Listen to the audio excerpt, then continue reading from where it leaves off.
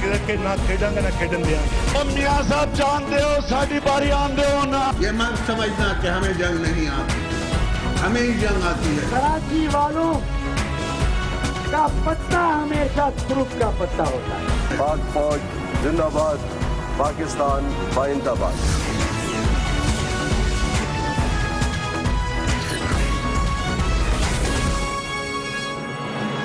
آپ دیکھ رہے ہیں خبروں، تبصروں اور تجزیات پر مبنی پاکستان کا سب سے معتبر نیوز شو دنیا، کامران خان کے ساتھ.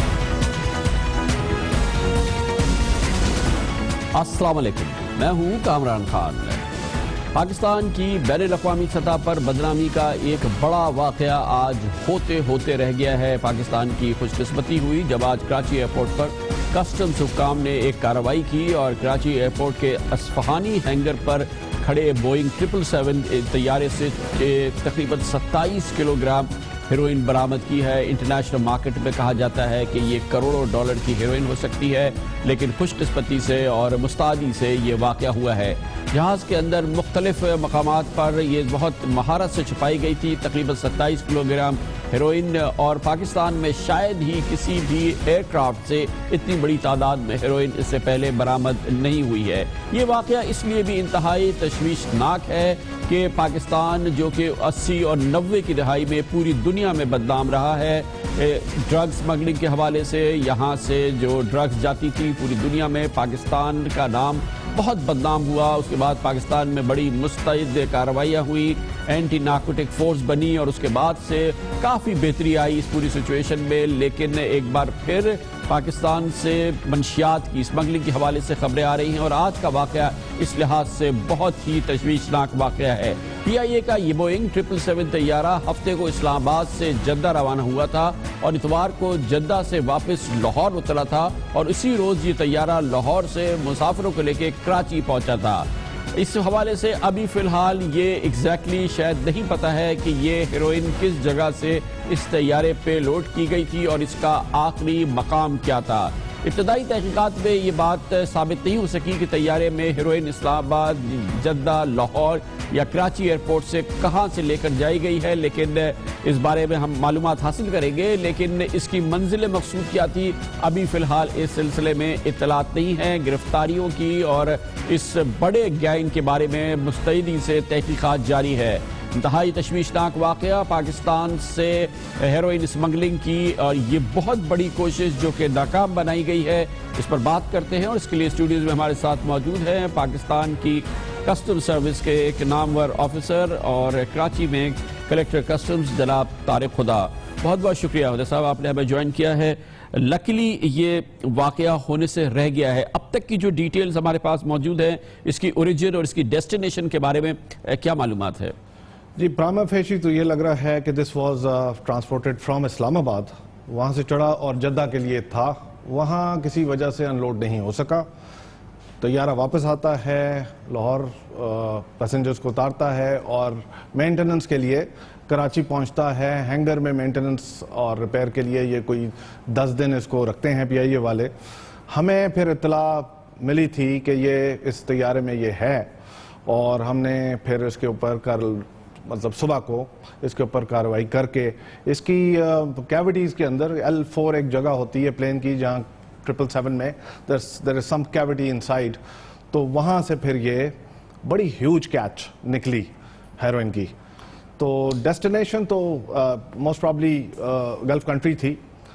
اچھا، یہ فرمائیے گا کہ یہ تو سب پتہ چل گیا، لیکن جو گینگ جس نے کہ پرہیپس یہ پاسبل نہیں ہوگا کہ اس کیویٹی میں پی آئی اے کی کسی سٹاف کی کنائیونس کے بغیر یہ وہاں پہنچ جائے، تو یہ جو گینگ آپریٹ کر رہا ہے اپیرنٹلی ایسا لگتا ہے کہ اس میں پی آئی اے کے سٹاف کے لوگ بھی شامل ہیں. اور ایک اور بڑی اہم بات ہے کہ ایئرپورٹ پہ کسٹمز کے علاوہ دوسرے محکمے بھی اینٹی نارکوٹک فورس کی ایک مستعد وہاں پہ سروس ہے جو وہاں پہ موجود ہے، اس سب کو اس نے بریچ کیا ہے اور پھر جہاز پہ پہنچ گئی. تو لکیلی یہ جدہ پہ اپیرنٹلی نہیں اتاری جا سکی، مگر سسٹم تو بیٹ ہو گیا پاکستان کا. جی بالکل سسٹم بیٹ ہوا ہے اور یہ ایک کاز آف کنسرن ہے، اسی لیے ہم ایک بڑی ہائی لیول اس میں انویسٹیگیشنز ہم نے اس کے اندر لانچ کی ہیں.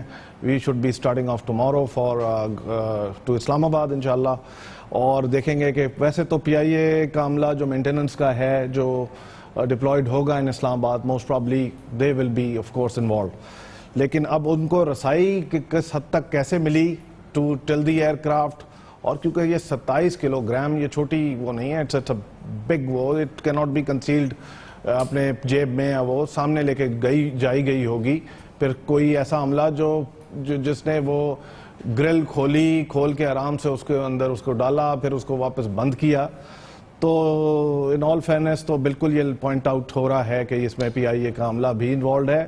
اور لیٹس سی کہ جی بریچ جو میں اچھا ایک تو یہ بریچ ہے اور بہت بڑی بریچ ہے، اور آپ اس کو سیکیورٹی پوائنٹ آف ویو سے بھی دیکھ سکتے ہیں کہ جب 27 kg ہیروئن ٹرانسپورٹ کی جا سکتی ہے، جہاز میں کنسیل کی جا سکتی ہے، خدا نہ خواستہ کوئی ایکسپلوسیو بھی لے جایا جا سکتا ہے، کوئی اور اس قسم کی چیز بھی لے جائی جا سکتی ہے، جب ایک ہول موجود ہے ایئرپورٹ سیکیورٹی کے اندر یا وہاں پہ جو سرویلنس ہے اس میں. جی ہاں، دس از اے میٹر آف کنسرن، اور ہم بڑا ایکٹیولی پاکستان کی جو سیکیورٹی ایجنسیز ہیں ان کے ساتھ مل کے اس کے اندر انویسٹیگیٹ کریں گے as to what has happened, because the larger controls are not with customs, the gates are and all, باقی جو دوسری ایجنسیز ہیں ڈپلائڈ فار سیکیورٹی ان کا کام ہوتا ہے یہ. اچھا طارق ولی صاحب، اس وقت کیا پوزیشن ہے پاکستان سے؟ 80s اور 90s میں تو پاکستان بہت بدنام ہوا تھا، بلکہ پاکستان پہ آلموسٹ سینکشنز لگنے والی تھی نارکوٹکس اسمگلنگ کے حوالے سے. اس وقت کیا سچویشن ہے؟ یہ ہیروئن جو ہے اس کی لیبارٹریز ٹرائبل ایریاز میں ایک زمانے میں بہت کام کرتی تھی، اکراس دا بورڈ افغانستان میں کام کرتی تھی.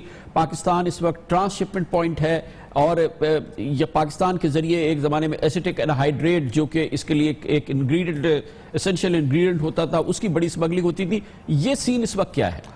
جی سین تو جیسے ورلڈ ڈرگ رپورٹ جو ہے وہ بتاتی ہے کہ اٹس آن دا رائز، اور پاکستان میں ایک substantial number that is 6.7 million people are also drug addicts. دنیا میں 600 میٹرک ٹن بنائی جاتی ہے heroin, and mostly of it that is in Afghanistan. Pakistan اس کے ساؤتھ میں ہے and it is infamous due to that. اس کو کہا جاتا ہے the southern route, the infamous southern route, اور پاکستان سے تقریباً 300 سے 400 ٹن جو ورلڈ ڈرگ رپورٹ ہے وہ کہتی ہے کہ یہاں سے ٹرانزٹ ہوتا ہے. تو that's through the some times the airports like you seen ہوتا ہے، کنٹینرائز کارگو میں بھی ہو سکتا ہے. ایک اور بڑا ایشو ہے میکران کوسٹ کا. میکران کے ساحل سے بہت جاتی ہیں، جس میں کمبائنڈ میریٹائم فورسز جو 21 نیشنز کے اوپر بنی ہے، کولیشن فورس انڈین اوشن میں، انہوں نے بڑے ہیوج کیچز کیے. ویانا میں اس بات کو کافی ڈسکس بھی کیا گیا کہ پاکستان میں جو ڈاؤز ہیں، جو کشتیاں ہیں چھوٹی، ان کے تھرو یہ لے جائی جاتی ہے. تو ہم بھی اس بات پہ تھوڑے سے وہ ہوئے، اور ہم نے ایف بی آر سے بات کی کہ جی ہمارے کسٹمز کے میرین ایسٹس، کیونکہ کسٹمز ایک premier counter narcotics maritime force ہے لیکن ایسٹس نہیں ہیں. تو we again went to the board, F B R, finance ministry was very kind this year. ہمارے پاس میرین ایسٹس آئیں گے and we are going to have bigger force, تاکہ یہ جو ٹرانزٹنگ ہے پاکستان سے from all the areas of exit from Pakistan اس کو تھوٹ. اچھا ایک اور ریلیونٹ سوال ہے طارق خدا صاحب کہ یہ تو پاکستان سے جو الزامات ہیں، اور ایک بار پھر یہ ایک تشویش کی بات ہے، سب کو سوچنے کی بات ہے. آج کا واقعہ ایک آنکھیں کھول دینے کے لیے بہت ہی امپورٹنٹ ایک بڑی ایک الارم بیل ہے جو بجی ہے. لیکن ہم یہ دیکھ رہے ہیں کہ پاکستان کے اندر بھی ڈرگز آ رہی ہیں. مثال کے طور پہ یہ ہائی سوسائٹی کے اندر کوکین وغیرہ کا استعمال، یہ پاکستان کے لوگ ہیں، یہ تو پاکستان میں نہیں بنتی، یہ باہر سے آ رہی ہے. اس کا سیزر کیوں نہیں ہوتا اور یہ کیوں سوسائٹی میں پھیلی نظر آ رہی ہے؟ نہیں، کوکین کے سیزرز جو ہیں پاکستان ایئرپورٹ پہ ہم نے اب کیے ہیں لاسٹ ایئر، اور اس سے یہ پتہ چل رہا ہے کہ کوکین جو ہے وہ ملک میں کافی یوز ہونا شروع ہو گئی ہے. سو از ایمفیٹامین. اور انویسٹیگیشنز تو یہ بھی ریویل کر رہی ہیں کہ جو ہیروئن لے کے جا رہے ہیں وہی کوکین لے کے آ رہے ہیں. سو ایک بڑا انٹرنیشنل نیٹ ورک ہے جس کو صرف پاکستان آن اٹس اون نہیں کر سکتا. اس کے اندر جو باقی جو دنیا کی کاؤنٹر نارکوٹکس ایجنسیز ہیں ان کے ساتھ پاکستان کسٹمز کو کافی کولیبریٹ کرنا پڑے گا, ANF کو کرنا پڑے گا, تاکہ یہ جو مینس ہے اس کو, یہ this is an international mafia, it's not just Pakistan. تو ہمیں اس کو اس حساب سے ہی ٹیکل کرنا پڑے گا. اچھا, ایک اور چیز یہ کہ پاکستان میں اب خود افیون کی کاشت, اور پھر جو پاکستان میں چرس ہوتی تھی اور جو ہیروئن کی فیکٹریز ہوتی تھی, یہ جو سینیریو ہے اس کی اس وقت کیا کرنٹ سچویشن ہے؟ ویل یوزلی پاپی تو افغانستان میں زیادہ ہوتی ہے, پاکستان میں کچھ ٹرائبل ایریاز میں ہوتی ہے. آف لیٹ میں نے دیکھ پڑا تھا خبروں میں کہ FC کی کچھ یونٹس نے کچھ فیکٹریز کو تباہ کیا. تو یہ کیونکہ بارڈر کے ساتھ ہوتی ہے تو اس کی انفورسمنٹ مشکل ہوتی ہے, لیکن FC نے مستعدی سے وہ تو کیا. بٹ افغانستان آف کورس جب تک پیس نہیں آتا, we need to be very careful. Pakistan کی اپنی ایجنسیز کو اپنے جو کاؤنٹر یہ نارکوٹکس آپریشنز ہیں یا انٹیلیجنس ہے اس کو بڑھانے کی ضرورت ہے. بہت بہت شکریہ جناب طارق خدا, کلیکٹر کسٹمز کراچی ہمارے ساتھ موجود تھے. ایک بہت ہی تشویشناک الارمنگ سچویشن ہوئی ہے آج کراچی میں. خوش قسمتی سے کسٹمز نے سیزر کیا ہے. PIA کے 777 طیارے کے ذریعے ہیروئن اسمگل کرنے کی کوشش کی گئی اور چھوٹی موٹی نہیں 27 کلوگرام ہیروئن ریکور کی گئی ہے. اس گینگ کی شناخت کرنے کی کوشش کی جا رہی ہے. انتہائی اہم بات یہ ہے کہ ایسی ایجنسیز جن کا کام محض ان سیکیورٹی بریچز کو روکنا ہے ایئرپورٹ پہ یا نارکوٹکس کاؤنٹر نارکوٹکس ایفرٹ کرنے ہیں, ان کی ناکامی سامنے آئی ہے. یہ بھی ایک اور بڑی تشویشناک بات ہے. لیتے ہیں کمرشل بریک اور اس کے بعد ذکر کرتے ہیں پاناما کا پیپرز کے حوالے سے. پارلیمان کی مشترکہ کمیٹی کا آج پہلا اجلاس بہرحال ہو گیا ہے. کہا جا رہا ہے کہ سب اس میں برابر ہیں, حکومت کے لیے کوئی مسئلہ نہیں ہے, لیکن حزب اختلاف کے 6 ممبران 6 جماعتیں سب برابر, سب مل کے کیا فیصلہ کریں گی, یہ بنے گا ایک مسئلہ. اس کے بارے میں آپ کو بتاتے ہیں تھوڑے سے وقت کے بعد.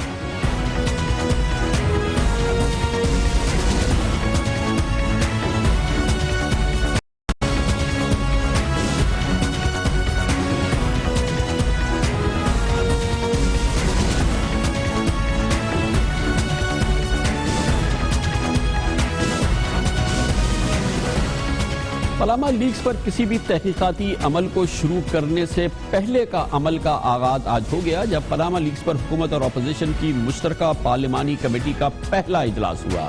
یہ اجلاس آج قومی اسمبلی کے اسپیکر کی سربراہی میں ہوا اور اس میں TORs کے معاملے پر غور کیا گیا. بعد میں بتایا گیا کہ اس آج کے اجلاس میں جناب خورشید شاہ اور جناب اسپیکر ایاز صادق نے صرف معاون کی حیثیت سے اس میں شرکت کی تھی اور اس کے علاوہ ان کا اس میں کوئی رول نہیں تھا اور آئندہ بھی نہیں ہوگا. آج کے اجلاس میں دونوں طرف سے TOR کا تبادلہ کیا گیا اور کمیٹی کا کام کرنے کا طریقے کا ابتدا کی گئی. یہ ایک لمبا مرحلہ ہو سکتا ہے کیونکہ بہرحال ابھی یہ وہ کمیٹی ہے جس نے کام کرنا ہے اور جس نے طے کرنا ہے کہ پاناما پیپرز کی تحقیقات کیسے ہو, کن نکات پر ہو اور کس فورم کے ذریعے ہو. یہ ایک لمبا مرحلہ ہوگا. پیپلز پارٹی کے سینیٹر جناب اعتزاز احسن نے بتایا کہ TOR کثرت رائے سے نہیں بلکہ سب کی متفقہ رائے سے بنایا جائے گا, اور یہ بہت ہی اہم نکتہ ہے, اسے یاد رکھنا بھی ضروری ہے جو جناب اعتزاز احسن نے آج بیان کیا.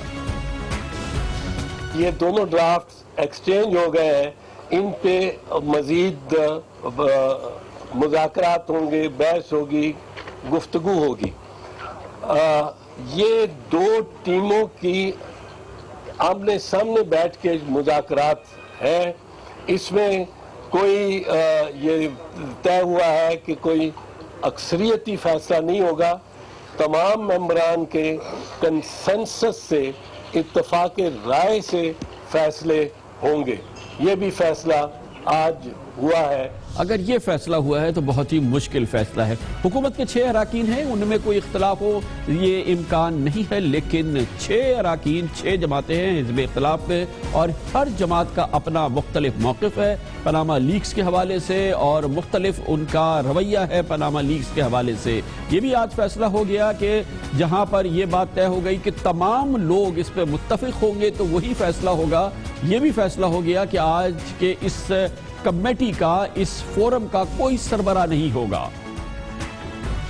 یہ جو ایک ابہام کچھ میڈیا میں پیدا ہوا ہے کہ اس کمیٹی کے کوئی چیئرمین ہوں گے, نہیں, یہ طے ہوا طے ہو چکا ہے کہ یہ دو فریق ہیں آمنے سامنے اپنا نقطہ نظر پیش کریں گے اور اس کمیٹی کا سربراہ کوئی نہیں ہوگا. یہ جو ایک کنفیوژن پیدا ہو رہی تھی میں چاہ رہا تھا اس کو دور کر دیا جائے. دیکھنا یہ ہے کہ یہ کنفیوژن اپوزیشن پارٹیز میں ہوتی ہے یا نہیں, کیونکہ اپوزیشن پارٹیز میں صرف تحریک انصاف ہے جو وزیر اعظم کے استعفے اور حکومت کے خلاف براہ راست تحریک چلنے کا موقف رکھتی ہے. پیپلز پارٹی ANP اور MQ اس حوالے سے تحریک انصاف کی رائے سے بالکل متفق نہیں ہے. پروگرام میں ہم کئی بار آپ کو بتا چکے ہیں کہ پاناما لیکس کے معاملے پر حکومت نے کمیشن بنانے کا اعلان اور TOR پر کمیٹی بنا کر اب قوم کو ٹرک کی بتی کے پیچھے لگا دیا ہے اور اب وہ ریس شروع ہو گئی ہے. ٹرک ہے, اس کی بتی ہے اور اس کے پیچھے یہ ایک دوڑ ہے جو جاری ہوگی. ایک بات بہت اہم ہے اور وہ یہ کہ خود اپوزیشن کی حکمت عملی میں, یعنی کہ اپوزیشن جماعتوں کی حکمت عملی میں بھی ربط نہیں ہے بلکہ ایک دوسرے سے ٹکراؤ نظر آتا ہے. یہ ٹکراؤ اپوزیشن کی جماعتوں کے اندر ہے اور واضح ہے اور پاناما لیکس کے حوالے سے ہی ہے اور نظریاتی موقف کے حوالے سے نہیں, پاناما لیکس کے حوالے سے ہی. آپ کو دکھاتے ہیں. میاں صاحب آپ کو جانا پڑے گا. آپ کے پاس کیا اخلاقی جواز رہ گیا پاکستان کا پرائم منسٹر لینے کے لیے؟ الزامات کی بنیاد پہ ایک بندے کو سزا دینا نہ انصاف ہے, نہ شرافت ہے, نہ جمہوریت ہے. اب بھی کہتا ہوں جب تک وہ مجرم ثابت نہیں ہوتا کسی کا باپ بھی نہیں لے سکتا. کرپشن سے ریلیٹڈ جتنے بھی امور ہیں اور جتنے بھی ایسپیکٹس ہیں ان سب کو کور کیا جائے اور اس کو بالکل محدود کر کے صرف پاناما لیکس تک محدود کر دیں اور پاناما لیکس کے اندر بھی صرف وزیر اعظم یا ان کی فیملی تک محدود کر دیں تو بھی لگے گا یہ کہ شاید یہ کوئی پولیٹیکل وکٹمائزیشن ہے. رائے ونڈ کے جو محلات ہیں ان کے باہر جا کے وہاں دھرنا دیں گے, ڈی چوک میں نہیں دیں گے. اگر رائے ونڈ میں دھرنا PTI کرتی ہے تو پھر اس کا ہم حصہ نہیں بنیں گے. میں آپ سے ڈیمانڈ کرتا ہوں پرائم منسٹر صاحب پاکستانی قوم کی طرف سے کہ آپ ریزائن کریں. پیپلز پارٹی نے تو میاں نواز شریف کی استعفیٰ کا کوئی مطالبہ نہیں کیا. تحریک انصاف کو, عمران خان کو اس بات کا احساس ہے کہ حکومت کے خلاف تحریک میں دیگر اپوزیشن پارٹیاں اس سرگرمی سے حصہ نہیں لیں گی. اسی لیے شاید وہ بارہا آپ کہہ چکے ہیں, کم از کم 4 بار انہوں نے حالیہ دنوں میں کہا ہے کہ حکومت کے خلاف احتجاج میں اپوزیشن ساتھ دے نہ دے, تحریک انصاف اکیلی سڑکوں پر آئے گی. اور یہ اندیا ہے, واضح اشارہ ہے آئندہ آنے والے دنوں میں. اب یہ میٹنگ شروع ہو رہی ہے مگر آئندہ ہونے والا کیا ہے عمران خان بارہا کہہ چکے ہیں. ہم نہیں ہٹنا, ہم موقع دیں گے اور اس کے بعد ہم نے اگر دیکھا کہ ہمارے ساتھ اگر باقی لوگ نہیں چلیں گے, اور میں کوشش کروں گا سب ہمارے ساتھ چلیں, کیونکہ میاں صاحب آپ کو پتہ ہے ضمیر خرید لیتے ہیں, بزنس مین ہیں. مولانا فضل الرحمان سب سے پہلے بک گیا اور اوروں کو بھی خریدنے کی کوشش کر رہے ہیں. آپ کو بھی پتہ چل جائے گا کون کدھر کھڑا ہے, کون ادھر. ایک طرف کرپشن بچاؤ تحریک چل رہی ہے اور ایک طرف نیا پاکستان بچاؤ تحریک ہوگی کرپشن کے خلاف. انشاءاللہ آنے والے دنوں میں آپ کو سب پتہ چل جائے گا. قائد حزب اختلاف اور پیپلز پارٹی کے سینئر رہنما جناب سید قرشید شاہ بھانپ گئے ہیں. عمران خان کا تحریک انصاف کا بوٹ کیا ہے آج, اسی لیے انہوں نے ایک وارننگ جاری کی. سولو فلائٹ کسی کو اچھی نہ ہمیں اچھی ہے, نہ عمران کو نہ جماعت اسلامی کو. اپوزیشن کا الگ الگ کوئی سولو فلائٹ کرے گا تو آگے نہیں بڑھ سکتا. اس پوری صورتحال میں بات کرتے ہیں اور اس کے لیے موجود ہیں ہمارے ساتھ پاکستان کے نامور سینئر صحافی, سینئر ایڈیٹر, ہمارے مقبول پروگرام نقطہ نظر کے ہوسٹ جناب مجیب الرحمان شامی. بہت بہت شکریہ شامی صاحب. حکومت کے تو 6 ممبران ہیں, ان میں کیا اختلاف ہوگا, لیکن 6 جماعتیں ہیں, ان کے 6 موقف ہیں. پاناما لیکس پہ متفق پہ وہ بہرحال اب ایک کمیٹی کا حصہ ہیں. کیسے یکجا ان کی رائے رہے گی؟ دیکھیے ہمارے ہاں اپوزیشن جماعتیں جب اکٹھی ہوتی ہیں تو ان کے ایک دوسرے سے بہت اختلافات ہوتے ہیں, لیکن وہ ایک کم سے کم پروگرام پر اکٹھی ہو جاتی ہیں. تو یہ جو اپوزیشن جماعتیں اکٹھی ہوئی ہیں, یہ بات تو طے ہو گئی کہ وزیر اعظم کے استعفے پر یہ یکجا نہیں تھی, اس لیے وہ مطالبہ ڈراپ ہو گیا. اب یہ جو TORs ہیں اس کے حوالے سے ان میں جو اختلاف ہے وہ جو بات آگے بڑھے گی تب سامنے آئے گا اور واضح ہوگا. اب ایک بات یہ بھی ہے کہ یہ کمیٹی جو ہے کیا اس نے فورم بھی بنانا ہے نیا, یا سپریم کورٹ کو ہی مرکوز رکھنی توجہ اس پر اپنی. تو یہ بھی ایک مسئلہ ہے کہ کون سا فورم اس کو بنانا ہے. اور پھر اس میں TORs کیا ہونے چاہیے. جب اختلاف آئے گا اور اگر اس کی شدت زیادہ ہوگی تو پھر ظاہر ہے کہ معاملہ اکثریت اور اقلیت پر چلا جائے گا. حکومت کی تو خواہش یہ ہوگی کہ یہ اپوزیشن تقسیم ہو جائے اور ایک ایسی مقام آ جائے جہاں ایک دوسرے کے ساتھ ان کا تعاون برقرار نہ رہ سکے. اگر ایسا ہوگا تو پھر حکومت کو اس کو فائدہ پہنچے گا. اب یہ دیکھنے کی بات ہے پیپلز پارٹی ہو اور تحریک انصاف ہو, دونوں جو ہیں وہ شمال جنوب کی بات کرتی ہیں, مفادات ان کے ایک دوسرے سے جڑے ہوئے نہیں ہیں. اب دیکھنا یہ ہے کہ کس چاپ دستی سے وہ ایک دوسرے کے ساتھ اپنے آپ کو جوڑے رکھتی ہیں اور اپنے دباؤ میں کمی نہیں آنے دیتی. لیکن شامی صاحب یہ صرف پیپلز پارٹی PTI کی بات نہیں. پیپلز پارٹی اور ڈیفینیٹلی PPI ایک ازلی سیاسی دشمن ہے. پھر PTI کے ساتھ یہاں پر ازلی سیاسی دشمن عوامی نیشنل پارٹی بھی ہے. یہاں پہ متحدہ قومی موومنٹ بھی ہے جس کا براہ راست مقابلہ ہے PTI کے ساتھ. یہ محض سیاسی اختلافات کی بات نہیں ہے, یہ سیاسی شدید دشمن ہیں جو ایک فورم پہ جمع ہیں. دیکھیے جب جماعتیں یکجا ہوتی ہیں نا تو اخلاص کا معاملہ زیر بحث نہیں ہوتا. اصل میں ہر جماعت کچھ نہ کچھ اس سے حاصل کرنا چاہتی ہے اور جب بھی اکٹھی ہوں گی جماعتیں وہ کچھ نہ کچھ حاصل کرنا چاہتی ہوں گی. مثلا پیپلز پارٹی حکومت کو دباؤ میں لا کر کوئی براعت حاصل کرنا چاہتی ہو, یا جو PTI جو ہے وہ چاہتی ہو کہ حکومت کو زج کر دے یا انتخابات کے مرحلے کو قریب لے آئے. تو یہ اصل میں ان کے درمیان جو اتفاق تو نہیں ہے, لیکن دیکھنا یہ ہوگا کہ کس حد تک یہ منفی طور پر متحد ہوتی ہیں, کیونکہ عام طور پر ہمارے ہاں اپوزیشن منفی نکات پر متفق ہوتی ہے, مثبت نکات پر متفق نہیں ہوتی. بہت بہت شکریہ جناب مجیب الرحمان شامی ہمارے ساتھ تھے. وقفہ, اس دوران آپ نیوز ہیڈ لائنز بھی دیکھیں گے جس کے بعد آج کی باقی اہم خبریں.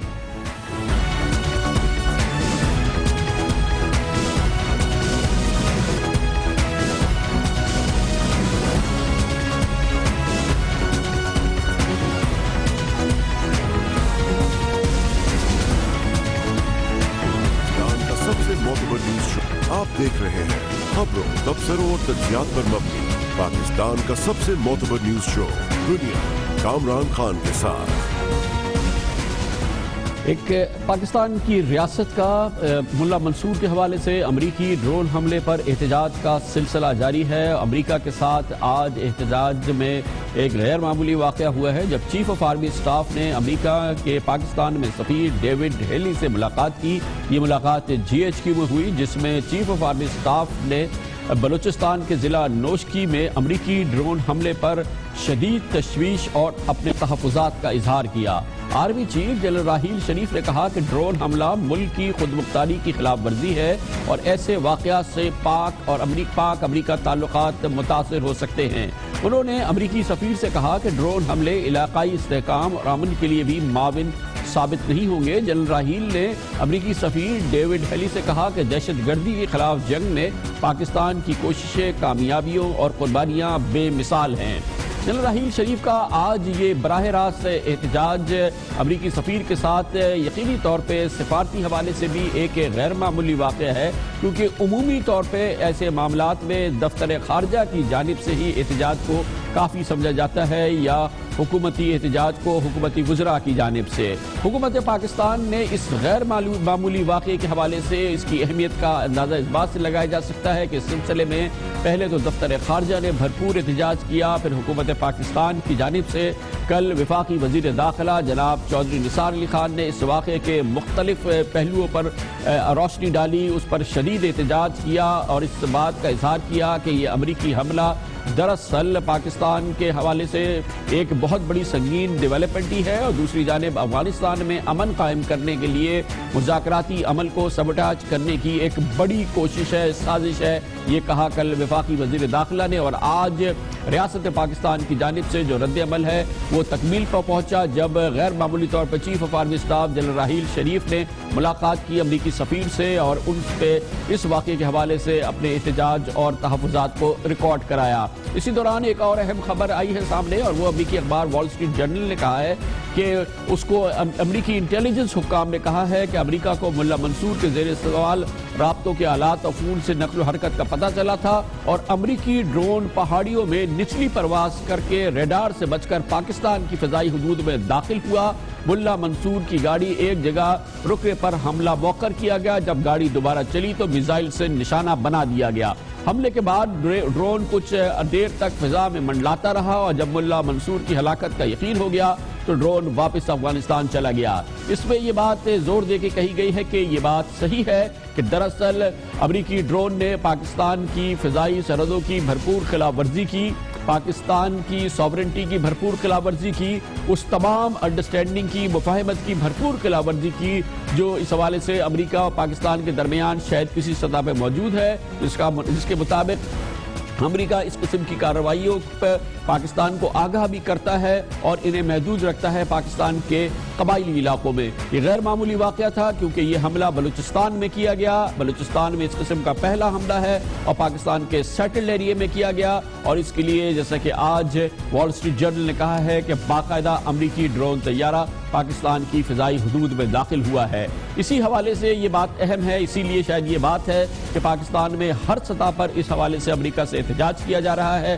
اور آج chief of army staff general Raheel Sharif نے براہ راست امریکی حکومت سے فوج کے سربراہ کی حیثیت سے اپنا احتجاج ریکارڈ کرایا اس غیر معمولی واقعے پر، اور امریکی ڈرون طیارے کے بلوچستان میں آمد اور اس پر پاکستانی رد عمل پر بات کرتے ہیں، اور اس کے لیے ہمیں جوائن کیا ہے air marshal retired Riazuddin شیخ نے۔ بہت بہت شکریہ ایئر مارشل صاحب، آپ نے ہمیں جوائن کیا ہے۔ پہلے تو یہ بتا دیجئے کہ ٹیکنیکلی یہ پاسبل ہے کہ کوئی فلائنگ مشین آپ کی ریڈار کی جو ایک اسکوپ ہوتا ہے اس کے نیچے فلائی کرتا ہوا یا اس کو ڈیسیو کرتا ہوا آپ کی ٹیریٹری کے اندر فلائنگ مشین داخل ہو جائے، جیسا کہ یہ امریکی ایکشن سے یہ بات سامنے آ رہی ہے اور یہ کلیم بھی کیا جا رہا ہے۔ ٹیکنیکلی یہ پاسبل ہے کہ ہمارا ریڈار اس کو جب ڈرون آیا تو ہم اس کو ڈیٹیکٹ نہیں کر سکے؟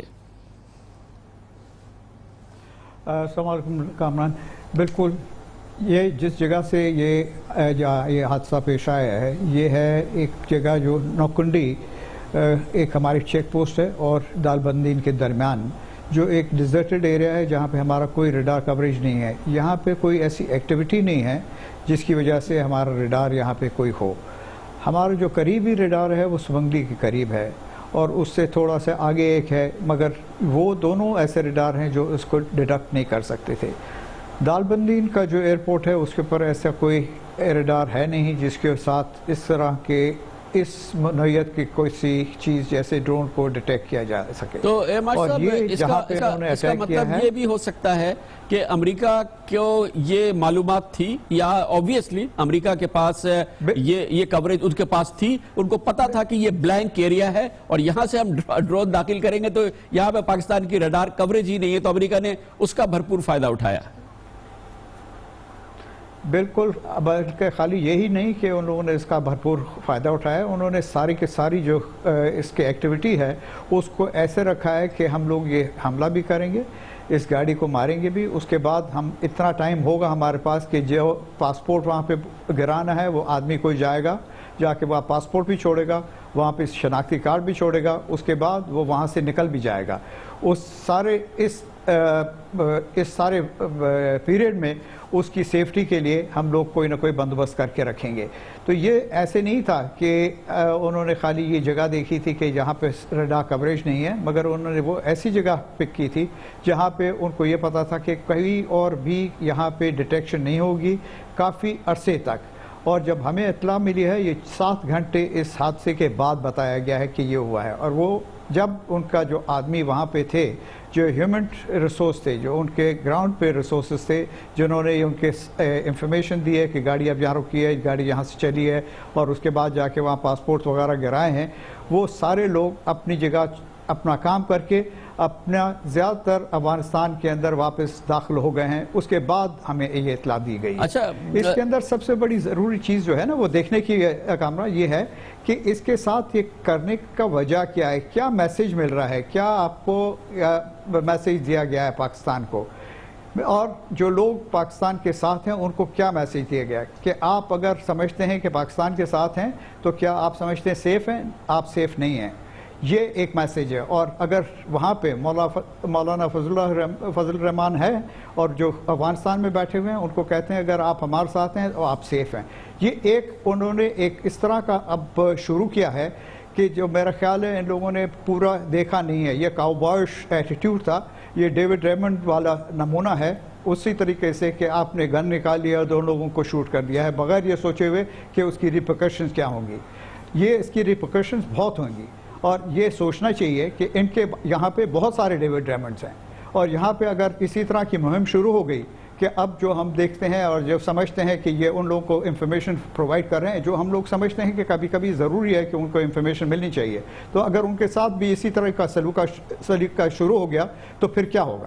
اچھا, یہ چیزیں ان لوگوں نے ابھی تک سوچی نہیں. بادشاہ صاحب یہ بتائیے گا کہ آپ بہرحال بہت ہی امپورٹنٹ آپ نے تمام گفتگو کی ہے, یہ فرمائیے گا کہ آپ اس چیز کو بائی نہیں کرتے نا. obviously کوئی بھی پاکستانی, شاید کوئی امریکن بھی بائی نہیں کر رہا کہ یہ ڈرون ہوا, یہ گاڑی کوئلہ ہو گئی, یہ انسان کوئلے ہو گئے, مگر یہ پاسپورٹ اور یہ آئی ڈی جو ہے یہ انٹیکٹ رہا ہے. تو یہ آپ کے خیال میں انہوں نے اس سے پہلے ریکور کر لیا تھا یا یہ کس طریقے سے جو تھا, کیونکہ پھر یہ ڈراپ کیا گیا, پہلے پاکستان کے میڈیا میں فلیش ہوا ہے, یہ بھی ایک کلاسیکل انٹیلیجنس آپریشن لگتا ہے, مگر یہ پاسپورٹ اور آئی ڈی کارڈ ان کے پاس آپ کے خیال میں کیسے پہنچا, یہ پہلے اس سے ریکور کر لیا, کیا ہوا ہے؟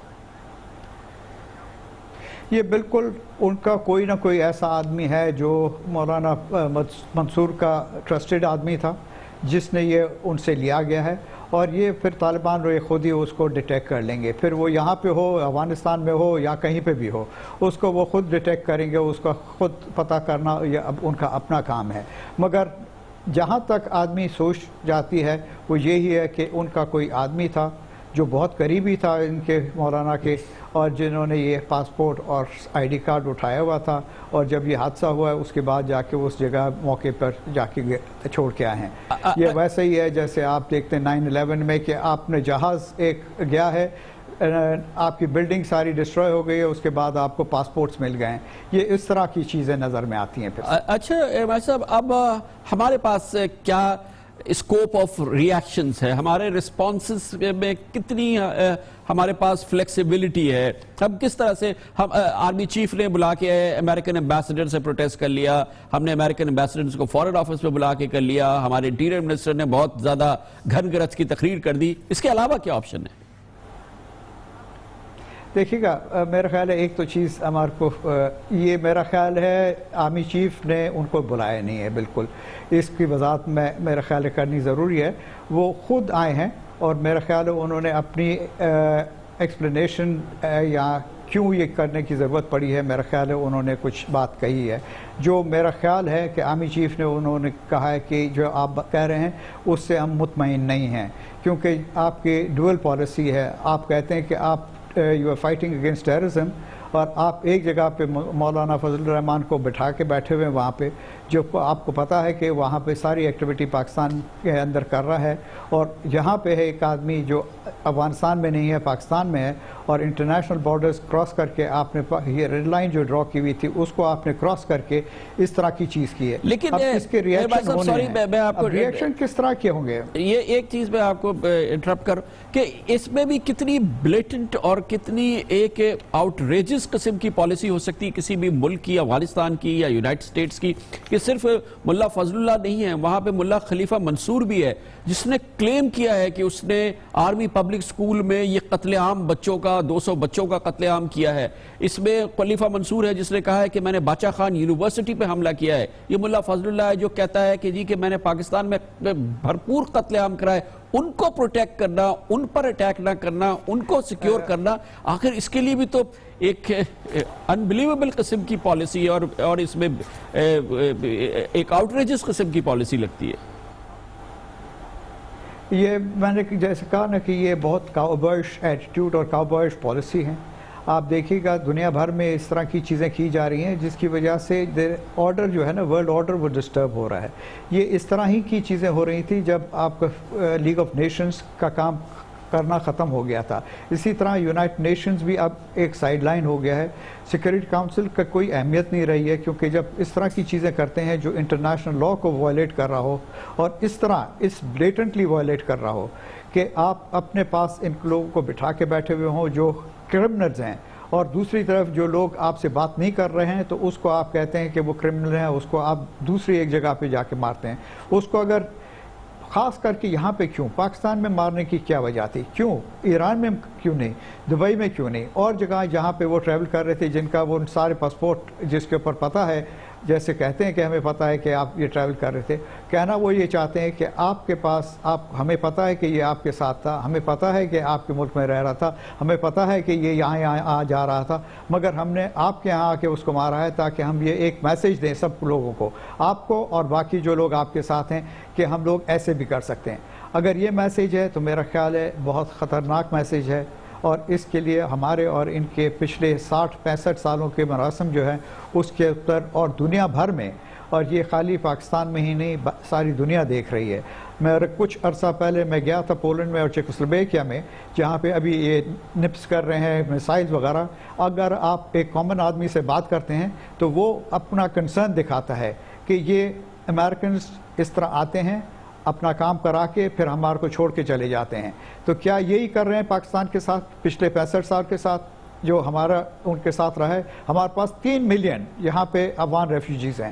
یہی جو آپ کہہ رہے ہیں طالبان, پلیز اپنے امریکنز وائٹ ہاؤس کے پکچرز اٹھا کے دیکھیں, آدھے سے زیادہ یہاں پہ ان کی مہمان نوازی کی گئی ہے وائٹ ہاؤس میں, اور یہ سب ہمارے کو کیٹلسٹ کر کے ہمارے کو استعمال کر کے یہ کیا گیا ہے. اس وقت یہ سارے طالبان بہت اچھے لوگ تھے, اب یہ خراب لوگ ہو گئے ہیں. آپ کا خیال ہے کہ جو ہمارے قریب رہے ہوئے ہیں ہم ان کو ایک دم ہی اس طرح چھوڑ سکتے ہیں؟ یہاں پہ 3 ملین ہے یہ افغان. اب ان میں سے کون سے طالبان ہیں, کون سے ان کے سپورٹرز ہیں, کون سے ان کے سمپتھائزرز ہیں, ہمارے کو ایک دم اس طرح کا پتہ نہیں چل سکتا ہے. بہت اور شکریہ, یہ ضروری ہے بہت کہ ہمیں شکریہ. اپنے آپ کو thank you so much. Marshal retired Riazuddin Sheikh ہمارے ساتھ تھے. بہت اہم بات ہے مارشل صاحب نے بتایا ہے, اور یہ بات بہت ہی کریٹیکل ہے. انہوں نے کہا کہ یہ جو ایریا ہے جہاں پر نشانہ بنایا گیا ملا منصور کو, دراصل یہاں پر کیونکہ پاکستان کو کوئی خطرہ نہیں ہے, پاکستان کی ریڈار کوریج اس طریقے سے اویلیبل نہیں ہے جس میں کہ کوریج یہ ہو سکتی, یہ اس طرح کی ریڈار تنصیبات یہاں پہ موجود نہیں ہے. اس لیے یہاں سے امریکہ کو یہ پتہ تھا, اس لیے اس نے یہ کوریڈور استعمال کیا جہاں پہ ریڈار نہیں تھا. ان کو یہ بھی پتا تھا کہ یہ دور دراز علاقہ ہے, اس لیے یہ کارروائی کرنے کے بعد ڈرون اس جگہ پہ موجود بھی رہا. ایئر مارشل صاحب کے بقول ایسا لگتا ہے کہ پھر امریکہ کا انسانی انٹیلیجنس کا ایجنٹ وہاں پہنچا جس نے وہاں پہ یہ پاسپورٹ اور آئی ڈی کارڈ پھینکا, پاکستان کی میڈیا کو اس کو خبر دی, اور پھر اس کے بعد کیونکہ ظاہر ہے کہ اس میں 3, 4, 5, 6 گھنٹے لگ گئے, اس کے بعد کہیں جا کے پاکستان کو اس واقعے کے بارے میں معلومات حاصل ہوئی. اس طرح سے یہ پورا آپریشن ہوا ہے, اور اس آپریشن کا بنیادی مقصد امریکہ کا یہ پیغام دینا ہے کہ پاکستان کے لوگ جو پاکستان کے ساتھ ان کا کوئی تعلق ہے یا جو غیر ملکی پاکستان کے ساتھ تعلق رکھتے ہیں, ان کو میسیج یہ دینا ہے کہ آپ پاکستان میں بھی غیر محفوظ ہے, جبکہ وہ لوگ جو پاکستان میں عربی پبلک اسکول جیسا قتل عام بھی کر سکتے ہیں, جو 200 بچوں کو قتل کر سکتے ہیں, ان کو تباہ برباد کر سکتے ہیں, جو باچا خان یونیورسٹی کو تباہ برباد کر سکتے ہیں, وہ افغانستان میں رہ کے اس کو کلیم کرتے ہیں, باقاعدہ تصویر جاری کرتے ہیں لوگوں کی جنہوں نے جا کے قتل عام کیا. ان کو امریکہ ٹچ نہیں کرتا, ان کو محفوظ رکھتا ہے, ان کو سنبھالتا ہے, ان کو افغانستان بھی سنبھالتا ہے, افغانستان کی انٹیلیجنس بھی سنبھالتی ہے. یہ میسج ہے پوری دنیا کے لیے, اور پتہ نہیں اس کے لیے اس حوالے سے یہ امریکہ کے امیج کے لیے کیسا میسج ہے. لیتے ہیں کمرشل بریک, اور اس کے بعد ذکر کریں گے اس حیرت ناک ڈیولپمنٹ کی جو ملا منصور کی اس ہلاکت کے بعد ہوئی, جب طالبان نے 2 دن کے اندر انتہائی تیزی سے اپنا نیا امیر منتخب کر لیا. ملا ہیبت اللہ نئے امیر منتخب ہو گئے ہیں, اور بہت ہی تیزی سے یہ ڈیولپمنٹ ہوئی ہے. اس حوالے سے بہت اہم دوسری معلومات جو آپ سے شیئر کرتے ہیں چھوٹے سے وقفے کے بعد.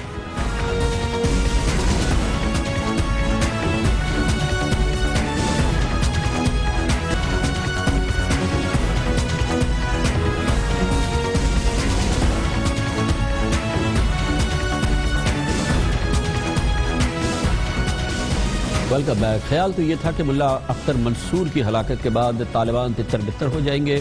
طویل وقفہ ان کو چاہیے ہوگا کہ طالبان کے مختلف گروہ ایک جگہ اکٹھے ہوں اور نیا امیر منتخب کریں ملا اختر منصور کی ہلاکت کے بعد. مگر شاید مغربی تجزیہ کار اور خود پاکستانی بھی حیران رہ گئے ہیں کہ جب کمال تیزی سے طالبان نے یہ مرحلہ عبور کیا ہے اور ملا اختر منصور کے واقعے کے 2 دن کے اندر ملا ہیبت اللہ خانزادہ کو اپنا نیا امیر منتخب کر لیا ہے. افغان طالبان کے نئے امیر ملا ہیبت اللہ خانزادہ ہوں گے. کل اس کا اعلان بھی کر دیا گیا. کہاں کب کیسے یہ فیصلہ کیا گیا؟ طالبان کا موجودہ نظام اس بات کی گواہی دے رہا ہے کہ یہ ایک مرتب منظم ابھی بھی نظام ہے اور ملا اختر منصور کے واقعے کے باوجود ملا ہیبت اللہ اخندزادہ کی جو بحیثیت امیر تعیناتی ہے یا ان کا انتخاب ہے یہ اس بات کی گواہی دے رہا ہے کہ طالبان کا سسٹم بھرپور طریقے سے آج بھی موجود ہے. اسی دوران ایک اور اہم خبر آئی ہے امریکی اخبار وال اسٹریٹ جرنل میں جس میں انہوں نے کہا گیا ہے کہ افغانستان کی انٹیلیجنس ایجنسی NDS اور شاید CIA بھی طالبان کے اندر ہی مختلف گروہوں کی فنڈنگ کر رہے ہیں, ان کو سرمایہ فراہم کر رہے ہیں طالبان کے اندر ہی, ان طالبان کو بھی جو دراصل افغان حکومت سے امریکی حکومت سے لڑ رہے ہیں. اس سلسلے میں اخبار وال اسٹریٹ جرنل کہتا ہے کہ اسے امریکی اور افغان انٹیلیجنس حکام نے کہا ہے کہ یہ ایک ایسی جنگی تکنیک ہے کہ کبھی آپ دوست بناتے ہیں اور کبھی دشمن کو پالتے ہیں. یہ ایک ٹیکٹک ہے, بتایا ہے کہ کرا ایسے جاتا ہے کہ خود دشمن کو پالا جاتا ہے اور وہ دشمن جو کہ خود افغانستان میں جنگ کر رہا ہے بظاہر. رپورٹ میں کہا گیا ہے کہ ملا اختر منصور کو ہلاک کرنے کا مقصد طالبان کو تقسیم کر کے انہیں کمزور کرنا ہے. امریکہ اور افغانستان ایسی قیادت سامنے لانا چاہتے ہیں جو ان کے لیے نرم گوشہ رکھے. پچھلے سال ملا عمر کی موت کی خبر سامنے لانے کا مقصد بھی طالبان میں انتشار پیدا کرنا تھا. وال اسٹریٹ جرنل امریکی اخبار کہتا ہے کہ طالبان میں نیا گروپ بنانے کی مہم میں NDS کو CIA کی سرپرستی حاصل ہے. NDS امریکی تعاون سے جنگجو بھرتی کر کے انہیں طالبان میں شامل کر دیتی ہے. زابیل اور ہرات میں طالبان کمانڈر ملا رسول اور دیگر کئی گروپس کو خفیہ امداد دی جا رہی ہے. امریکہ نے یہ باقاعدہ انکشاف بھی کر دیا. امریکی اخبار نے یقینی طور پہ ایک بہت بڑی خبر ہے کہ طالبان کے اندر ہی وہ گروپ جو کہ بظاہر طالبان سے لڑ رہے ہیں ان کی سرپرستی ان کی فنڈنگ CIA یا افغانستان کی انٹیلیجنس کر رہی ہے. کتنا خطرناک کھیل ہے یہ, اس پر بات کرتے ہیں اور اس کے لیے ہمیں جوائن کیا ہے جناب رستم شاہ محمد نے جو افغان امور کے ماہر بھی ہیں اور افغانستان میں پاکستان کے سابق سفیر بھی. بہت بہت شکریہ رستم صاحب. سب سے پہلے تو ملا ہیبت اللہ اخندزادہ کے بارے میں بتائیے نا کہ کیا ان کا بیک گراؤنڈ ہے, کیا ان کی شناخت ہے؟ دیکھیے ان کا ملٹری بیک گراؤنڈ نہیں ہے, زیادہ تر یہ ایک عالم دین ہیں اور ان کے ذمے طالبان کی حکومت میں ان کے ذمے یہ کام لگایا گیا تھا کہ یہ مذہبی ریلیجس فتویٰ وغیرہ یہ جاری کرتے تھے اور اسی کو پھر مانا جاتا تھا, اسی پر عمل ہوتا تھا. اور ان کے قضاء کے محکمے کے یہ ہیڈ بھی رہے, چیف بھی رہے. ان کا تعلق قندھار سے ہے اور یہ ملا منصور کے بھی قریبی ساتھی تھے اور ملا عمر کے بھی قریبی ساتھی تھے اور تحریک کے پرانے لوگوں میں شامل ہیں. اگرچہ ان کی عمر اتنی نہیں ہے لیکن شروع ہی سے انہوں نے تحریک کو جوائن کیا تھا. اور ان کو الیکٹ کرنے کا ایک یہ وجہ یہ سامنے نظر آتی ہے کہ چونکہ یہ نان کنٹروورشل تھے, فیلڈ میں ان کا کوئی زیادہ تجربہ نہیں تھا, نان کنٹروورشل تھے اور طالبان کو ایک ایسا آدمی چننا تھا جو سب کے لیے قابل قبول ہو. لیکن کمال تیزی سے رستم شاہ صاحب کمال تیزی سے لگ تو یہ رہا تھا کہ یہ گروہ ابھی انتشار کا شکار ہو جائے گا اس حملے کے بعد, لیکن اتنا کوئکلی ملا ہیبت اللہ اخندزادہ کو منتخب کر لیا گیا طالبان نے. دیکھیں ان کو جلدی کرنا تھا. میں نے اپنے کوئی 1 درجہ سے زیادہ یہ بات کی تھی کہ طالبان کو 2 سے 3 دن کے اندر ایک لیڈر کا فیصلہ کرنا ہے, بصورت دیگر ان کے لیے مشکلات پیدا ہوں گی کیونکہ پھر مختلف دڑے آگے آئیں گے, مختلف لوگ اپنا کلیم ایسرٹ کریں گے اور انہوں نے اگر جلدی میں فیصلہ نہ کیا تو ان کے لیے مشکلات پیدا ہوں گی. اب یہ دوسری بات ہے کہ طالبان کا ایک شورا ہے جس کے بعض لوگ افغانستان میں ہیں, بعض پاکستان میں ہیں اور پاکستان میں بھی دور دور علاقوں میں ہیں, تو ان کا ایک جگہ جمع ہونا اتنی جلدی لاجسٹیکل پرابلم ہیں, سیکیورٹی کے مسائل ہیں, تو ان کا طریقہ یہ ہوتا ہے کہ جب کوئی ایسی ایمرجنسی پیش آئے تو جو رہبری شورا ہے جو 9-10 آدمیوں کا ہوتا ہے، ان میں سے جتنے لوگ جس جگہ موجود ہوتے ہیں وہی اب مل لیتے ہیں اور وہی ایک لیڈر چن لیتے ہیں. بعد میں جو شورا کی جو مین باڈی ہے اس سے ان کو انڈورس کرایا جاتا ہے، اپروول لی جاتی ہے، منظوری لی جاتی ہے. تو طالبان نے وہی کیا جس کا ہمیں توقع تھی کہ 2-3 دن کے اندر وہ ایک فیصلہ کریں گے، اور میں سمجھتا ہوں کہ انہوں نے صحیح 2-3 دن کے اندر جو فیصلہ کیا ہے اس کا یہ مقصد یہی ہے کہ طالبان کو یونائٹڈ رکھا جا سکے اور اپنی جو کارروائیاں ہیں وہ جاری رکھی جا سکے. تو یہ فیصلہ گواہی ہے کہ افغان طالبان کا یہ جو گروپ ہے، یہ جو افغان طالبان ہیں، یہ متحد ہیں. ابھی اس وقت آثار یہی ہیں کہ طالبان متحد ہیں. اس کی ایک وجہ یہ ہے کہ ملا عمر کے بیٹے کو بھی انہوں نے اپنا نائب بنا لیا ہے، اور جو دوسرا فیکشن ہے سراج الدین حقانی کا، جن کا طالبان کے ساتھ الحاق ہے، ان کی الائنس ہے، وہ بھی ان میں شامل ہو گئے ہیں جیسے پہلے شامل تھے. تو یہ اس بات کی کوشش ہو رہی ہے کہ طالبان جو ہیں وہ یونائٹڈ رہ سکیں، کیونکہ طالبان کے لیے سب سے بڑا خطرہ جو ہے وہ ڈس یونٹی ہے. اگر یہ موومنٹ بریک اپ کرتی ہے تو فیلڈ کارڈر جو ہیں ان میں موٹیویشن ختم ہو جائے گی، پھر وہ لوگ لڑیں گے نہیں. تو جب تک قیادت ایک ہے اور اس پہ سب متفق ہیں تو وہ انسپائر کر سکے گی فیلڈ کارڈرز کو، اور وہ اسی طرح اپنی کارروائیاں جاری رکھیں گے. میرے خیال میں یہی ایک بڑا چیلنج ہے طالبان کو، اور اس وقت نظر نہیں آتا کہ ان میں کوئی ڈیفیکشن ہے یا کوئی ناراضگی ہے. میں سمجھتا ہوں کہ انہوں نے کافی سبق سیکھا ہے. اس وقت طالبان کی تحریک ملا ہیبت اللہ کی سربراہی میں ہمیں متحد نظر آتی ہے. رستم شاہ صاحب، آپ کیسے دیکھتے ہیں یہ سٹوری؟ اب امریکی اخبار میں آئی ہے، امریکی انٹیلیجنس والے کہتے ہیں، عجیب سی بات لگتی ہے کہ طالبان کے ایک گروہ کو خود افغان انٹیلیجنس، امریکی انٹیلیجنس سپورٹ کر رہی ہے. گو کہ یہ گروپ، طالبان کا یہ گروپ جو ہے وہ ظاہر ہے کہ افغان حکومت سے بھی نبرد آزما ہے، امریکی حکومت سے بھی نبرد آزما ہے، لیکن اس کی فنڈنگ، اس کی فائنینسنگ جو ہے وہ افغان انٹیلیجنس اور ایک طرح سے امریکی انٹیلیجنس کے ذریعے بھی آ رہی ہے. کیسی، آپ کیا کہیں گے اس بارے میں؟ دیکھیں، یہ بالکل ممکن ہے. طالبان جو ہیں افغانستان کے 34 صوبے ہیں، ہر ایک صوبے میں طالبان کی ایک شورا ہے، اور طالبان کا ایک شیڈو گورنر ہے، والی جس کو کہتے ہیں، ایک شیڈو والی ہے طالبان کا. اور وہ والی اور جو ان کے کونسل ہیں طالبان کے شورا کے، وہی آپریشن پلان کرتی ہیں. ان میں سے ہو سکتا ہے کہ کچھ لوگ افغان انٹیلیجنس کے ساتھ ان کے روابط ہوں، اور افغان انٹیلیجنس ان کو فنڈ بھی کر رہے ہوں، اور کچھ کوئڈ پرو کو، کچھ لو اور دو کی پالیسی انہوں نے اختیار کی ہو تاکہ انسرجنسی بھی ایک خاص حد سے بڑھ نہ جائے کہ حکومت کے لیے خطرات پیدا ہو جائیں یا مسائل پیدا ہو جائیں، اور انسرجنسی بالکل دب بھی نہ جائے کہ مزاحمت کاروں کے لیے پھر وہ پریشانی ہو کہ وہاں پہ فلاں صوبے میں مزاحمت کیوں نہیں ہو رہی. تو یہ ایک بالکل ممکن ہے افغانستان کی سیاست کو ملحوظ خاطر رکھتے ہوئے، اور افغانستان کا جو ٹرائبل سٹرکچر ہے اس کو دیکھتے ہوئے یہ بات عین ممکن ہے کہ افغان انٹیلیجنس کے بعض طالبان جو ہیں لیڈرز کے ساتھ ملے ہوئے ہوں، اور وہ ایک خاص ایک منیمم کامن پروگرام پر متفق ہوں جس سے دونوں کا کام چلتا رہے. لیکن ایک بات ہے کہ یہ چیزیں زیادہ دیر تک چلنے والی نہیں ہیں. جلد یا بدیر ان کا پتہ لگ جاتا ہے، پھر طالبان کی شورا کا اجلاس ہوتا ہے اور ان لوگوں کے خلاف کارروائی بھی ہوتی ہے جو ایسے ایکٹیویٹیز میں ملوث ہوں. بہت بہت شکریہ جناب رستم شاہ محمد ہمارے ساتھ ہیں. کمنٹ سے بریک، اس کے بعد ذکر کرتے ہیں پاکستان میں یہ نرالی منطق ہے اس وقت، یا یہ سوچ ہے کہ ضرورت نہیں ہے پاکستان میں وزیر خارجہ کی، جبکہ پاکستان کے سیکیورٹی چیلنجز، خاص طور پہ خارجہ پالیسی کے چیلنجز بہت زیادہ بڑھ رہے ہیں. مثال کے طور پہ پاکستان کے اپنے خطے میں صرف چین کے ساتھ معمول سے تعلقات ہیں، اپنے دوسرے ہمسایوں کے ساتھ پاکستان کے تعلقات کسی صورت بھی تسلی بخش نہیں ہیں. پاکستان کو وزیر خارجہ کی ضرورت پھر بھی نہیں ہے. اس پہ بات کرتے ہیں چھوٹے سے وقفے کے بعد.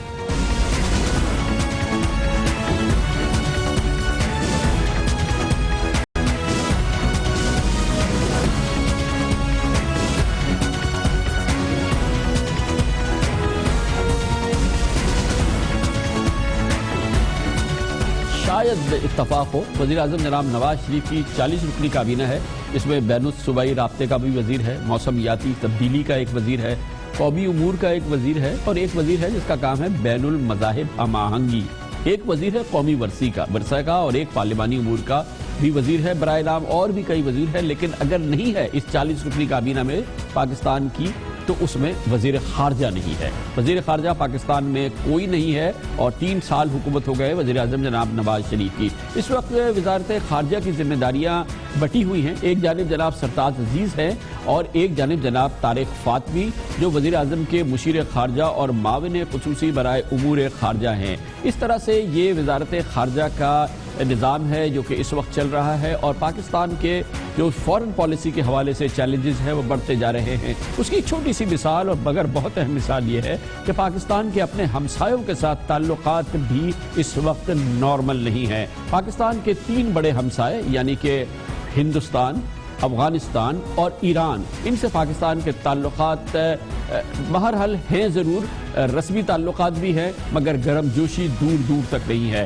پاکستان کے معمول کے تعلقات یا گرم جوشی کے تعلقات صرف اپنے ہمسائے چین کے ساتھ ہے، جبکہ دوسری جانب افغانستان اور ایران اور بھارت ایک دوسرے سے جڑے نظر آتے ہیں۔ پاکستان کے خارجہ پالیسی کے چیلنجز صرف اپنے خطے تک نہیں بلکہ دور تک پھیلے ہوئے ہیں۔ پاکستان کے امریکہ کے ساتھ تعلقات بھی ابتری اس میں نمایاں نظر آتی ہے، اور اس میں بدستور خرابی کی جو کیفیت ہے وہ بارہا نظر آ رہی ہے، لیکن اس کے باوجود پاکستان کی جو خارجہ پالیسی ہے وہ ہوا میں معلق، کم از کم اس کی ایکٹیویٹی کے حوالے سے ہوا میں معلق نظر آتی ہے۔ یہ پوری صورتحال کیا پاکستان اس بات کا افورڈ کر سکتا ہے پاکستان کہ اس کو کسی طرح سے بھی فل ٹائم فورن منسٹر کی ضرورت نہیں ہے، اور اگر نہیں ہے تو اس سے پاکستان کے لیے کیا مسائل پیدا ہوتے ہیں؟ یہ ہم پوچھتے ہیں پاکستان کی اب تک کے جو پاکستان میں جمہوری حکومتیں رہی ہیں، اور پاکستان کی آخری کل وقتی وزیر خارجہ محترمہ ہینا ربانی کھر ہمارے ساتھ موجود ہے۔ بہت بہت شکریہ ہینا ربانی کھر صاحبہ، آپ 11 فروری سے اور 16 مارچ تک 2011 سے اور پھر 2013 تک پاکستان کی فورن منسٹر رہی، لیکن یہ بتائیے گا کہ پاکستان میں اب کوئی فورن منسٹر نہیں ہے، 2013 سے لے کے اب 2016 ہو گئے، 3 سال ہو گئے۔ آپ کے خیال میں پاکستان نے ایک ایکٹیو فورن پالیسی ہوگی لیکن فورن منسٹر نہ ہونے کی وجہ سے اس کی کوئی قیمت ادا کی ہے، یہ قیمت ادا کر رہا ہے پاکستان؟ لیکن کامران خان صاحب، سچ تو یہ ہے کہ ایک فورن منسٹر کی غیر موجودگی اپنے آپ میں ایک بہت بڑا I think lax of duty ہے، اور جیسے آپ نے بیان کیا کہ 40 رکنی کابینہ میں 3 اگر میں وزارتیں مانوں کہ جو سب سے زیادہ اہم ہوتی ہیں وہ شاید فورن افیئرس، فائنانس اور انٹیریئر، جس کی جو ایک آپ کہہ سکتے ہیں نا جس کے اوپر پوری عمارت کھڑی ہوتی ہے۔ اور اگر آپ نے 3 سال میں ایک فل ٹائم فورن منسٹر ہی نہیں اپوائنٹ کیا، دیکھیں میں نے پہلے 3-4 مہینے as minister of state for foreign affairs serve کیا، اور اس کے بعد مجھے ایلیویٹ کیا گیا ایز فورن منسٹر۔ میں جانتی ہوں ان دونوں پوزیشنز میں کتنا زیادہ فرق ہے، کتنا سیریسلی دوسرے آپ کو لیتے ہیں اور کتنا سیریسلی آپ کی اندرونی انسٹیٹیوشنز، بے شک وہ فورن آفس خود ہو، بے شک وہ باقی اسٹیبلشمنٹ ہو، باقی انسٹیٹیوشنز ہو، وہ ایک فورن منسٹر کو مختلف طریقے سے ٹریٹ کرتے ہیں اور ایک منسٹر آف اسٹیٹ یا اسپیشل اسسٹنٹ یا ایڈوائزر کو بالکل مختلف طریقے سے ٹریٹ کرتے ہیں۔ اور آپ نے یہ وضاحت پہلے ہی کر دی کہ دیکھیں میرے نظر میں یو ایس کے ساتھ جو ہمارے ٹائز ہیں وہ اہم ضرور ہوں گے، لیکن ان کے لیے ہم جو چاہتے ہیں، جو ہماری خواہشات ہیں اور جو ریالٹی ہے اس میں اتنا زیادہ تضاد آ چکا ہے کہ وہ ہماری خواہشات کے مطابق نہیں اتر سکتے۔ لیکن جو ہم لوز کر رہے ہیں opportunity with in the region, آپ نے دیکھا کہ 2 دن پہلے چابہار کے تھرو ایک ٹرانزٹ ٹریڈ اگریمنٹ ہوئی جس میں انڈیا شمار ہے، افغانستان شمار ہے، ایران شمار ہے، اور مجھے یاد ہے کہ پہلے یہ ڈائیلاگ جو ہوا کرتا تھا اب ایران، افغانستان اور پاکستان کا ہوا کرتا تھا۔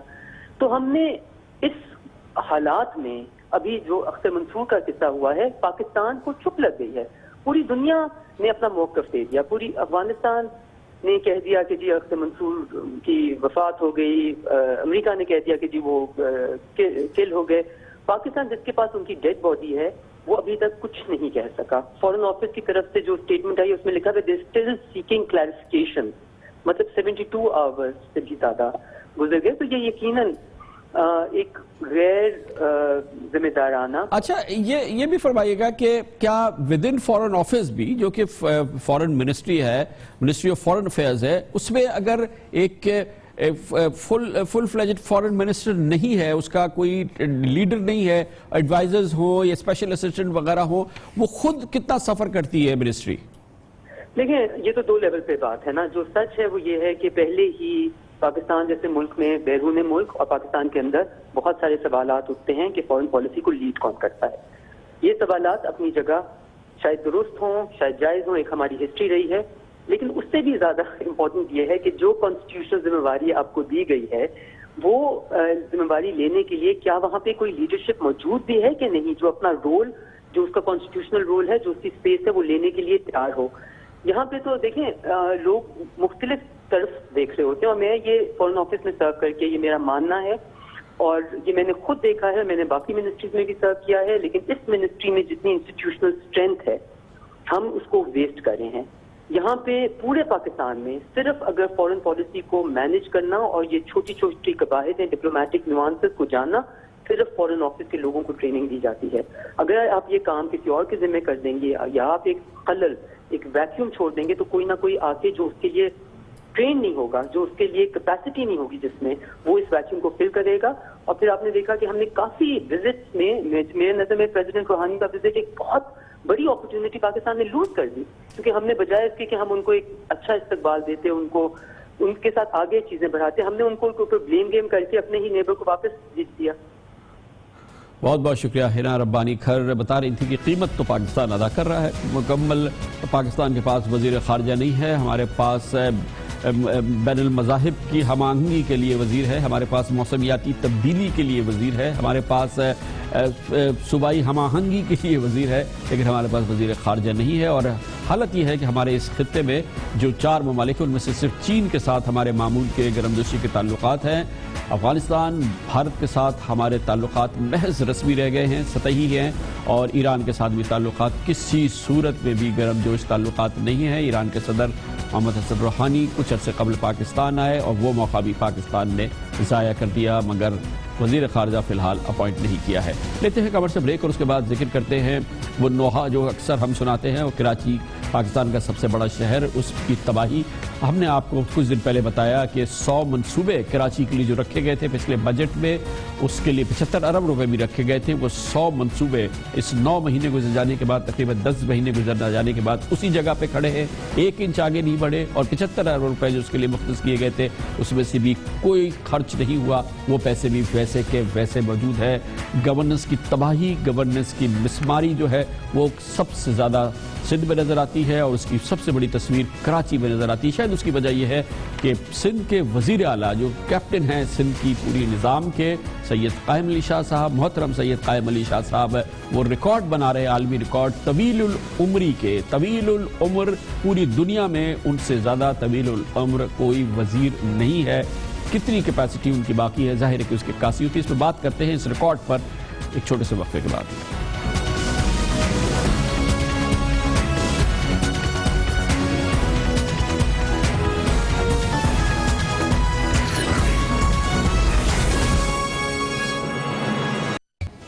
ہم نے بھرپور ریسرچ کی ہے, جس کے بعد ہم اس نتیجے پہ پہنچے ہیں کہ ہمارے سندھ کے وزیر اعلیٰ جناب سید قائم علی شاہ طویل العمر, یعنی کہ طویل العمر وزراء جتنے بھی اس وقت پوری دنیا میں موجود ہیں اس میں انہوں نے عالمی ریکارڈ قائم کیا ہے. یہ ہماری بھرپور ریسرچ سے یہ بات سامنے آ رہی ہے کہ محترم جناب سید قائم علی شاہ صاحب اس وقت تقریباً 89 سال ماشاءاللہ ان کی عمر ہو گئی ہے, مگر اس کے ساتھ ہی وہ سب سے عمر رسیدہ وزیر بھی ہیں, پاکستان میں نہیں بلکہ پوری دنیا میں. لیکن ظاہر ہے کہ 89 سال کی عمر میں جو کیپیسٹی ہوتی ہے, جو انرجی ہوتی ہے, جو ریٹینشن ہوتی ہے, جو یادداشت ہوتی ہے, جو پرفارمنس ہوتی ہے, اس پہ اثر پڑتا ہے, اور اس کا اثر پڑ رہا ہے, پڑ سکتا ہے. اور اس کی سب سے بڑی قیمت ہمیں لگتا ہے کہ پاکستان کا سب سے بڑا شہر سندھ کا دارالحکومت کراچی ادا کر رہا ہے. شاید یہی وجہ ہوگی کہ ان کی کیپیسٹی یا ان کی گورننس یا ان کی انرجی کی کمی ہے کہ کراچی میں اس قسم کے حالات سامنے آ رہے ہیں, جیسا کہ جس کی ہم نے آپ کے سامنے عکاسی کی کہ کراچی میں 100 منصوبے گزشتہ بجٹ میں رکھے گئے تھے. کراچی کے لیے 100 منصوبے تھے, 75 ارب روپے اس وقت مختص کیے گئے تھے. اب تقریباً 10 مہینے کے بعد یہ 100 کے 100 منصوبے اپنی جگہ پہ کھڑے ہیں, اور 1 روپیہ بھی وہ 75 ارب روپے جو گزشتہ بجٹ پہ ان منصوبوں کے لیے مختص کیا گیا تھا خرچ نہیں ہوا ہے. اسی طرح سے یہ ہوا ہے محترم سید قائم علی شاہ صاحب کی پرفارمنس کی ایک اور مثال یہ ہے کہ شہید بے نظیر بھٹو ٹراما سینٹر کا بلاول بھٹو زرداری سے افتتاح کرا دیا دسمبر کے مہینے میں، لیکن اسپتال آج تک مئی کے اختتام تک جو ہے وہ فعال نہیں ہو چکا ہے، آپریشنل نہیں ہو سکا ہے، اور اس کا تم طراق سے افتتاح کر دیا بلاول بھٹو زرداری نے اور جناب قائم علی شاہ نے کرا دیا۔ کراچی میں ماس ٹرانزٹ نام کی کوئی چیز نہیں ہے، اب وزیر اعظم کے حکم پہ گرین لائن بن رہی ہے، لیکن سندھ حکومت نے جو اپنی ذمہ داری کام جو اس کے ذمہ کام ہے اس کی ایک ابتدا بھی نہیں ہوئی ہے۔ ماس ٹرانزٹ اتھارٹی بنانی ہے، اس کا سندھ اسمبلی سے بل پاس ہونا ہے، وہ دور دور تک نظر نہیں آتا۔ گرین لائن تو چل جائے گی، اس کے لیے پیرافرنیلیا چاہیے، اس کے لیے ٹکٹنگ کا نظام چاہیے، اس کے لیے اسٹیشنز چاہیے۔ حکومت سندھ دور دور تک اس کے قریب نہیں ہے، جو اس کے ذمہ کے کام ہے وہ بھی نہیں ہو رہا ہے، اور یہی حال ہے حکومت سندھ کی کارکردگی کا کہ رینجرز نے سپریم کورٹ آف پاکستان میں رپورٹ دے دی تھی کہ سندھ حکومت کے آپریشن میں رکاوٹ پیدا کرتی ہے، کھل کے عدم اعتماد کا اظہار کر دیا تھا، اور سپریم کورٹ آف پاکستان میں یہ کارکردگی کی ہی بنیاد ہے، اور ظاہر ہے کہ ٹیم کے کیپٹن جناب سید قائم علی شاہ ہمارے حوالے سے اب ماشاءاللہ وہ جس ایج میں ہیں ان کی وہ کیپیسٹی اور وہ انرجی نہیں ہے۔ آج اسی حوالے سے شاید یہ بات ہے کہ اس عمر کو ان کی ماشاءاللہ اس عمر کو زیادہ اس کی تصویر سامنے نہ آئے کہ آج سندھ اسمبلی کی ویب سائٹ پہ جو اراکین کے پروفائل پیجز ہے اس میں سے سید قائم علی شاہ کی عمر کا کالم ختم کر دیا گیا ہے۔ یہ ایک بڑی غیر معمولی بات ہے کہ جناب وزیر اعلیٰ کی عمر کا کالم آج سندھ حکومت کی ویب سائٹ سے ختم کر دیا ہے۔ آپ اپنی اسکرین پہ دیکھ رہے ہیں سندھ اسمبلی کے دیگر اراکین کے پروفائل پیج پر ان کی تاریخ پیدائش موجود ہے، لیکن دیکھیں سید قائم علی شاہ صاحب محترم کا پروفائل پیج جس پر تاریخ پیدائش کا کالم ہی نہیں ہے۔ ہم شاہ صاحب کی درازی عمر کے لیے ہر صورت میں دعاگو ہیں، اللہ تعالیٰ ان کو مزید دعا دے، ان کی زندگی عطا کرے، انہیں ان کی صحت مندی رہے۔ لیکن ہم آپ کو بتاتے ہیں کہ عمر یہ جو ان کی ماشاءاللہ عمر کی جو کہانی ہے یہ شروع ہوئی تھی سید تقریباً 2008 میں جب وہ وزیر اعلیٰ سندھ بنے تھے، تو سندھ اسمبلی کی ویب سائٹ پر ان کی تاریخ پیدائش اکتوبر 1927 درج تھی۔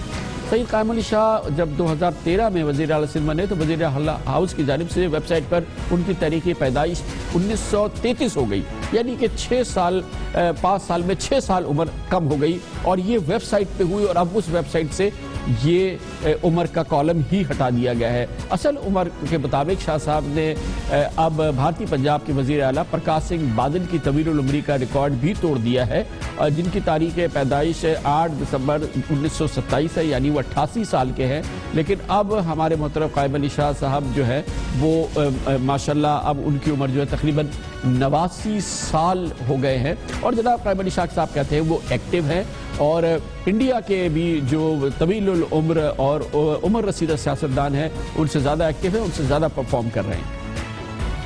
پالیٹکس کے لیے کوئی ایج نہیں ہوتی۔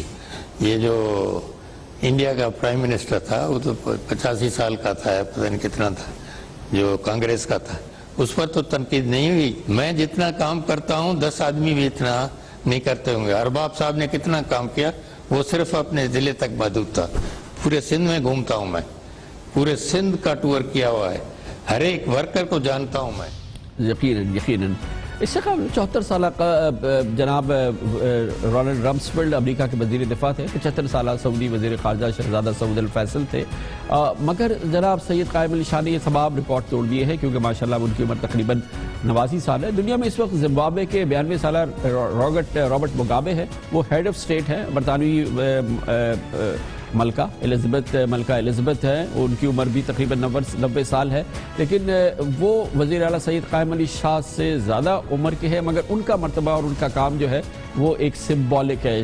شاہ صاحب کے ذمہ بہت کلیدی کام ہے، یہ سندھ صوبے کی جو پورا نظام ہے یہ ان کو مکمل طور پہ خود چلانا ہے، اور شاید یہی وجہ ہے کہ طویل العمری کی وجہ سے جناب سید قائم علی شاہ صاحب کی زبان بھی پھسل جاتی ہے، وہ خود بھی پھسل جاتے ہیں اور ایسی باتیں کر جاتے ہیں جو میڈیا میں ہیڈ لائنز بن جاتی ہے۔ اس میں محترم قائم علی شاہ صاحب کا قصور نہیں ہے، عمر کے اس حصے میں یہ ایک معمول کا عمل ہو جاتا ہے، لیکن وہ شخصیت کرے جس کو پورا نظام چلانا ہو اور پھر گورننس کا یہ حال ہو جو کہ کراچی کے چپے چپے پہ نظر آتا ہے، تو پھر اس کی بات بہت سیریس ہو جاتی ہے۔ ایک ہی صف میں کھڑے ہو گئے،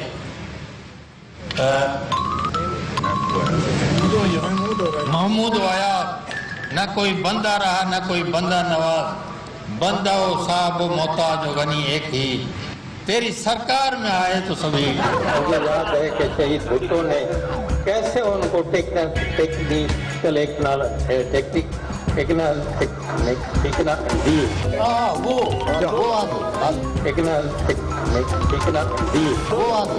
मोहतरम हमारे वो रदारी साहब 22 करोड़ का शेयर है, 20 मिलियन बोलो, 22 करोड़ का, मैंने सही कहा ना 22 करोड़, मैंने सही कहा ना 22 करोड़, 22 करोड़ का नहीं, 2.2 करोड़, 2.5 मुद्दई लाख पूरा चाहे, मुद्दई लाख पूरा चाहे, कुछ नहीं होता, वही होता है जो खुदा, वही होता है जो मंजूर खुदा होता है, वही होता है जो मंजूर खुदा होता है, जो मंजूर खुदा होता है। शौकत अजीज साहब का भी बहुत शुक्रिया अदा करता हूँ और शौकत करीम साहब, शौकत अजीज साहब ने हमें बहुत ही अज़ाब दिए। शायद यही वजह है कि गुज़िश्ता बजट में कराची के लिए 100 मंसूबे रखे गए, 100 के 100 10 महीने में वही के वही खड़े हैं। 75 अरब रुपये जो मुख्तस किए गए वो भी वही की वजह खड़े हैं, और ये है इसका सीरियस कॉन्सिक्वेंस। वो सूरत हाल जो हमने आपके सामने पेश की, उसके साथ ही हमारे आज के प्रोग्राम का ख़त्म होता है। कल आपसे फिर मुलाकात होगी। कल तक के लिए कामरान खान को इजाज़त। अल्लाह हाफ़िज़।